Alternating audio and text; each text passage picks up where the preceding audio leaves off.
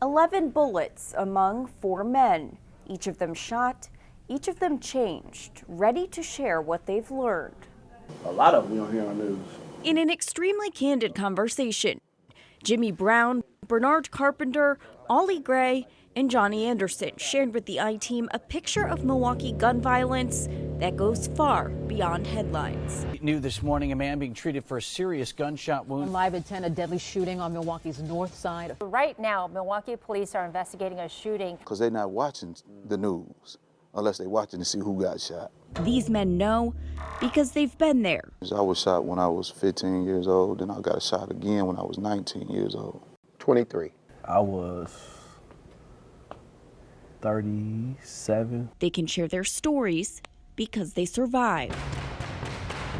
Jimmy Brown was shot 5 times. My arm, my knee, my hand. Mine was a robbery attempt. When I first got shot, one time I thought I got shot again because I tasted gunpowder. I have a 38 shell right here. Bernard Carpenter took 2 bullets to his head. Had a chance of going to the NBA. I played ball with Larry Bird, Isaiah Thomas, and all those guys, and I had a buddy that was 7 feet tall. He didn't play basketball, but he sold drugs for a living, and like he said, it was a robbery. Ollie Gray shot twice. I had a lot of trauma, collapsed lungs. One of which required major surgery. I was an identifiable gang member.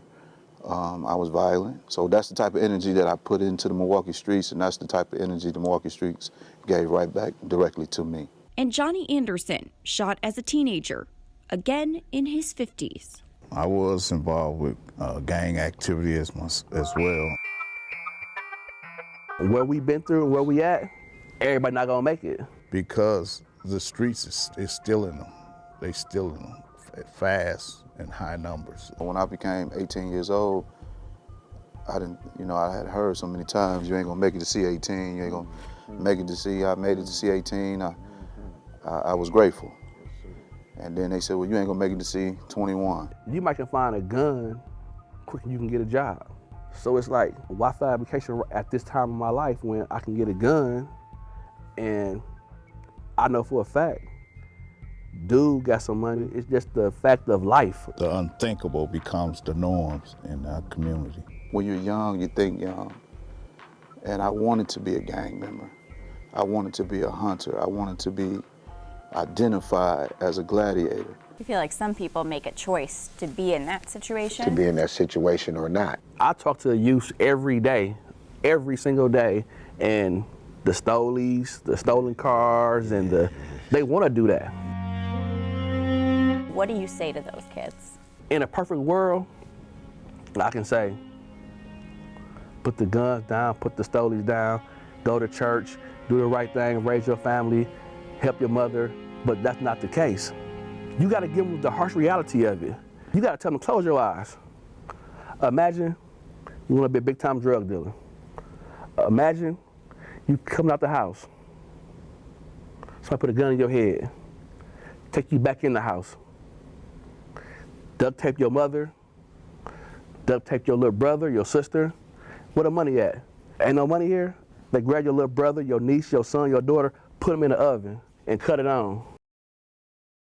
That should deter you, a person to know that the ugliness that comes with it. These survivors want young people to see them and know they too can change their lives. Just because we started off rocky, that don't mean they got to continue that way. You don't want to go where we went because you might not make it through what we made it through. But by the grace of God, we're here to survive and talk about it. I didn't realize I was such a dirty, rotten dude until I couldn't say nothing good about myself. Getting floors ready to be. Ollie Gray turned his life around after prison. I'm a business owner, I'm a homeowner, I'm a servant of the Most High God, and I'm your brother. Jimmy Brown works at Running Rebels, a mentoring organization for Milwaukee teens. Now I'm a young man willing to share my experience with the youth of our ghettos that they can make it out. This is a place where miracles happen. Bernard Carpenter is a violence interrupter with 414 Life. And I am trying to show these youth and help them to hopefully be able to have them have a positive life. And Johnny Anderson found a higher calling. I got my diploma I got other degrees in building maintenance, custodial. At one point in our conversation, the men said the young people most needing to hear this message may not be watching this news broadcast. We are sharing important pieces of their message on social media, and we ask if this message connects with you. Please go to the TMJ4 Facebook, Twitter, and Instagram pages to share what you have to say using the hashtag EndViolenceMKE. For the I-Team, I'm Casey Geraldo.